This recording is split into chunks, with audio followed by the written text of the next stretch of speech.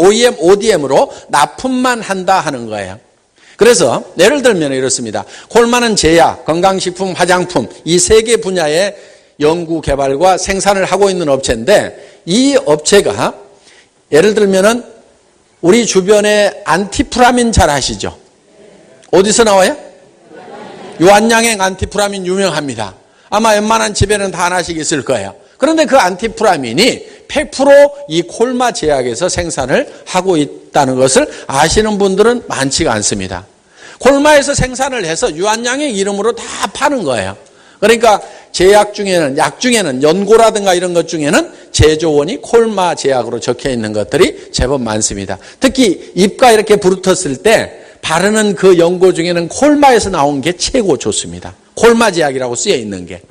다른 제약회사 이름으로 판매는 하고 있어요. 자, 그래서 이 콜마가 지금 이런 식으로 이제 하다 보니까 제품이 우수하지 않으면 단 한 개도 팔아낼 수가 없는 그런 기업 구조를 가지고 있어요. 왜냐하면은 자, 소비자를 직접 상대로 할 경우에는 뭐 포장 좀 잘하고 광고 좀 때리고 하면은 물건 어느 정도까지는 나갈 겁니다. 그런데 이 회사는 전부 다 화장품을 전문으로 판매하거나 전문으로 제조하는 업체에다가만 납품을 합니다. 그러면 샘플을 들고 가서 자, 우리가 이런 걸 만들어 주려고 하는데 사가겠느냐? 그러면 그 회사에서는 실험실에서 전문 요원을 투입을 해서 그 제품이 제대로 되어 있는지를 전부 검증을 합니다. 자기들이 만들고 있거나 자기들이 파는 것보다도 수준이 떨어질 경우에는 콜마에다가 발주를 줄 이유가 없다는 겁니다. 그래서 기술로서 품질로서 승부하고 있는 회사가 바로 이 콜마라는 회사인데 콜마는 처음에 미국에서부터 시작이 됐습니다. 약 100년 전에.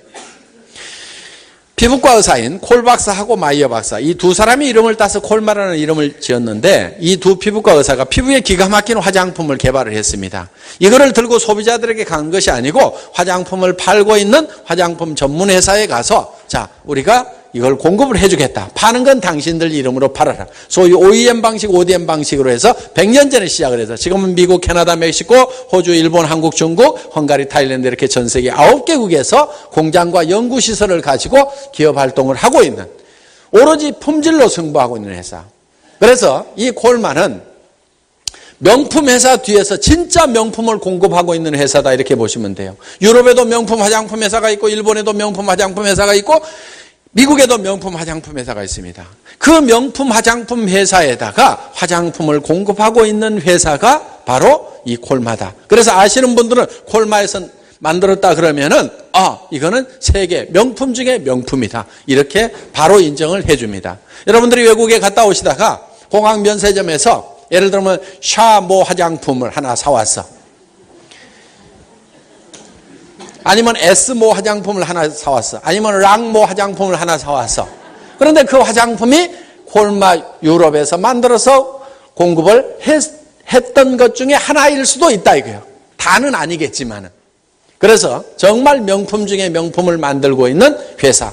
100년 동안을 오로지 품질로만 승부하고 있는 회사가 바로 콜마다 하는 겁니다. 이 콜마가 이렇게 이제 원자력 연구원과 손을 잡고 이 회사를 만들게 된 겁니다. 제가 이 SBT라는 회사를, 이 선바이오텍이라는 회사를 처음 알게 된 것은 저도 뉴스를 보다가 뉴스에 MBC 뉴스였습니다. 100배나 좋은 화장품이 국내 기술진에 의해서 개발이 됐습니다 하는 내용이 나오는 거예요. 그 얘기를 듣는 순간에 아마 쉬는 시간에 잠깐 그 뉴스를 보여드릴 겁니다. 그 뉴스를 접하는 순간에 말도 안 되네 하는 생각이 들었습니다. 왜냐하면 화장품이라는 것은 100배씩이나 좋아질 수 없다고 저는 알고 있었기 때문에 그렇습니다. 제가 17년 동안을 엔지니어링 플라스틱을 가지고 자동차 부품 만드는 일을 주로 해왔었습니다. 그런데 월급쟁이 말년에 잠깐 동안 유통사업부의 사업부장을 맡으면서 그때 제가 화장품 공장에 공장장 대행을 몇 달 동안 한 적이 있어요. 부천에 있는 화장품 공장인데. 왜? 화장품 공장에서 물건이 미처 안 올라오니까 공장의 설비를 증설하고 관리 체계를 잡아주러 내려갔었는데 그때 연구소에 있는 직원을 불러가지고 자, 원가 따지지 말고 좋다는 원료는 10배고 20배고 왕창 다 집어넣어가지고 세계 최고의 품질의 화장품을 한번 만들어봐라. 파는 것은 그 다음에 고민하자. 이렇게 지시를 했던 적이 있었는데 2달쯤 후에 품질을 보니까 30%밖에 향상이 안 된 거예요. 그래서 제가 아니 10배고 20배고 좋은 원료 왕창 집어넣으라고 그랬는데 왜 이렇게밖에 안 했느냐. 저는 10배 20배 집어넣으면 10배 20배 좋아질 걸로 생각을 했던 겁니다. 그랬더니 하는 얘기가 그렇게 늘 수가 없습니다 하는 얘기를 하는 거예요. 그때 설명인 즉슨 이거였어요. 이 물하고 기름하고를 이렇게 섞어서 만드는데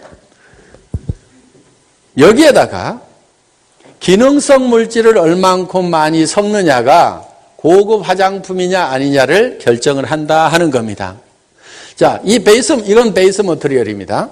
기본 물질인데 기능성 물질은 보습 성분이라든가 주름을 제거하는 성분이라든가 미백 성분이라든가 이런 것들입니다. 그런데 이것을 어디서 뽑아내야 되냐면 식물에서 뽑아내는 것만 천연 화장품이라고 부른다 하는 거예요. 동물성 원료도 있고 광물성 원료도 있고 화학적인 원료도 있습니다. 그런 것들은 천연 화장품에 넣어주질 않아요. 그런데 이 식물에서 추출해내는 방법이 하나는 알코올 추출 방법이 있고 또 하나는 열수 추출 방법이 있어요. 알코올 추출 방법은 알코올에 담궜다가 녹여낸 다음에 다시 알코올을 휘발시키면 되고 열수 추출은 쉽게 얘기하면 한약 다리듯이 이렇게 약한 불로 서서히 다려가지고 유효 성분을 파괴하지 않고 뽑아내는 겁니다. 그런데 이렇게 열수 추출을 가장 많이 쓰는데 열수 추출을 하고 나면은 이게 한약 다려놓은 것처럼 시커멓게 나온다 하는 거예요. 자, 식물을 끓이면은 시커멓게 나옵니까? 안 나옵니까? 시커멓죠. 그래서 이거를 여기다가 넣으려고 하니까 이 유효 성분을 많이 넣게 되면은 미백 효과도 좋아지고 주름도 없어지고 보습 효과도 좋은데 문제는 뭐냐? 이게 시커멓다 보니까 이걸 많이 넣으면은 화장품 자체가 폐기돼 버린다. 그래서 많이 넣을 수가 없다. 이렇게 설명을 저한테 하는 거예요. 그 설명을 듣고 나니까 대체 화장품이라는 건 한없이 좋아질 수가 없는 거구나. 이렇게 생각을 하고 있었는데 뉴스에 100배나 좋은 화장품이 개발이 됐다고 그러니까 말도 안 되네. 그런데 그 뉴스하고 이어가지고 아는 분 얼굴을 제가 또 보게 된 거예요. 그분은 그 당시 원자력 연구소의 소장님으로 계셨던 분이고 제가 어렸을 때 다니던 교회에 오셔가지고 성경과 과학이라는 주제로 설명을 해주셨던 그 박사님이 그 뉴스에 나오니까 100배나 좋다고 하는 그 말도 안 된다고 생각했던 그 내용이 자, 부흥의 끝입니다. 예. 그 내용이 그분의 얼굴을 보는 순간에 저분이 관여가 됐다고 하면은 나는 믿을 수밖에 없겠다는 생각이 들었던 거예요. 그래서 100배나 좋은 화장품이 개발됐다는 그 내용을 처음에는 말도 안 되네 생각을 했다가 그 원자력 연구소에서 이거를 했고 그 소장님이 나와서 뉴스에 얘기하는 모습을 보면서 저분이 했다고 하면은 틀림없이 뭐가 있겠구나 하는 생각이 들었습니다. 그래서 제가 이제 그분에게 전화를 드렸어요. 소장님, 뉴스에 보니까 기가 막히는 화장품 개발됐다고 나오네요. 그랬더니 그런 게 개발이 됐다고. 그럼 제가 좀 팔겠습니다 하고 다짜고짜로 말씀을 드렸더니만 그럼 한번 내려와 보래요. 그래서 제가 서울에 있다가 쏜살같이 오늘 여러분들 여기 북대전 인터체인지 많이 빠져나오셨죠? 그 북대전 인터체인지 빠져나오자마자 한국원자력연구원이라는 간판이 보이고 그 뒤로 종합대학 캠퍼스만한 거대한 연구소가 있습니다. 한국 최고의 브레인 집단, 박사들만 수천 명이 근무하는 그 연구소에 제가 들어갔어요. 그랬더니 한 분을 불러가지고 설명을 좀 해주라고. 그분이 지금 정읍에 있는 방사선 생명공학연구소의 소장으로 계시는 조성기 박사님이셨어요. 그때는 팀장님인가 이렇게 되셨을 거예요. 그래서 조 박사님이 노트북 컴퓨터를 가져와가지고 우리 해모힘과 애터미 화장품에 대해서 2시간 동안 땀을 뻘뻘 흘리면서 열심히 설명을 해주셨어요. 그런데 저는 그 설명을 듣다가 정말 깜짝 놀랐어요. 무슨 얘기가 나왔냐면은 이 화장품의 원료를 열수 추출을 한 것을 여기다가 감마선을 조사를 해줬더니 방사선을 조사를 해줬더니 이게 맑고 투명하게 바뀌더라. 그러니까 쉽게 얘기해서 엑스레이 한 방 쪼였더니 이 색소가 싹 없어지면서 맑고 투명하게 되더라. 그런데 효능은 더 올라가더라. 그래서 이게 맑고 투명해지니까 이거를 500배를 더 집어넣을 수가 있었다. 500배를 더 집어넣었더니 100배나 좋은 화장품이 만들어졌다. 이렇게 얘기를 듣는 순간에 저는 충격을 금치 못했어요. 자, 색소가 없어졌으니까 더 넣을 수가 있죠. 그렇다고 하면은 전 세계의 모든 화장품 연구소가 이 색소 문제 때문에 골머리를 앓고 있고 정말 좋은 화장품을 만들고 싶어도 만들 수가 없었는데 이 색소 문제를 해결했다고 하면은 전 세계 화장품 시장을 석권해버릴 수도 있겠구나 하는 생각이 들었던 거예요. 그때 봤던 사진을 제가 한번 보여드리도록 하겠습니다. 바로 이 사진입니다. 자, 식물 끓여놓으면 이렇게 시커멓게 나오죠. 예, 여기다가 방사선 처리를 하면 이렇게 맑고 투명해진다. 이렇게 되니까 500배를 더 집어넣을 수가 있다 하는 겁니다. 저는 외국을 좀 많이 다닌 편입니다. 캐나다, 미국, 멕시코, 칠레, 브라질, 호주, 중국, 일본, 유럽 여러 나라 해가지고 전 세계를 이렇게 여행할 기회가 사실은 좀 많이 있었어요. 수백 번의 해외여행을 하면서 자, 공항에 이렇게 면세점들을 이렇게 지나갈 때 저는 한 가지 깊이 생각하는 게 있었습니다. 그게 뭐였냐면은 한국 사람들은 뭐든지 하면 1등을 하는 나라인데 왜 한국이 세계에서 가장 잘 사는 나라가 아닐까? 왜 2만 불을 못 넘어가고 있느냐 하는 거예요. 유럽 대부분 나라들이 4만 불을 넘어가고 미국도 4만 불에 육박하고 있고 심지어는 유럽에는 6만 불씩 소득이 되는 나라가 있어요. 국민소득이. 그런데 한국은 왜 2만 불밖에 안 되냐? 이거 이렇게 1등하는 것이 많은데 저는 그것이 참 의문이었어요. 한국 사람들은 일하는데도 선수고 정말 열심히 하고 잘하는 사람들인데 왜 1등으로 사는 것은 우리가 아닐까? 저는 어느 날 그 공항의 면세점을 이렇게 걸어가다가 그 원인을 깨달았어요. 우리가 텔레비전 한 대 팔아가지고 오다가 헝겊 조각 하나 사버리면은 그 텔레비전 팔았던 돈이 다 날아가구나. 왜? 스카프 30만 원짜리 하나 사면은 헝겊 조각 하나가 30만 원인 거예요. 자동차 한 대 팔아가지고 오다가 명품 가방 하나 200만 원짜리 사면은 그 돈이 다 날아가는 거예요.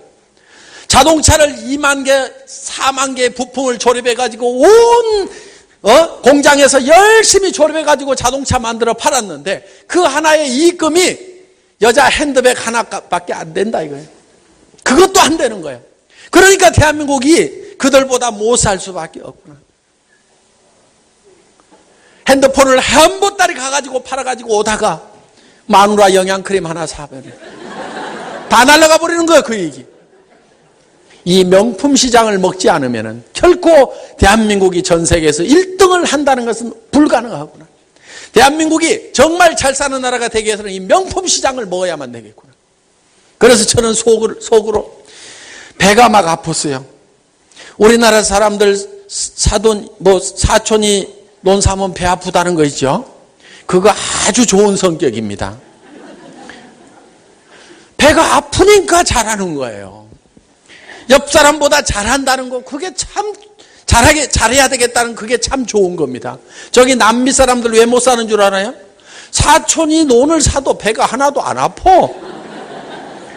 그러니까 그냥 살아. 부자들은 부자로 살고 가난뱅이는 가난뱅이로 살아. 그냥 스리퍼짝 하나 하고 팬티 하나 하고 티셔츠 하나만 있으면 1년 끝나거든. 그러니까 그냥 그대로 사는 사람들은 계속 못 사는 거예요. 한때 남비가요, 아르헨티나 같은 경우는요,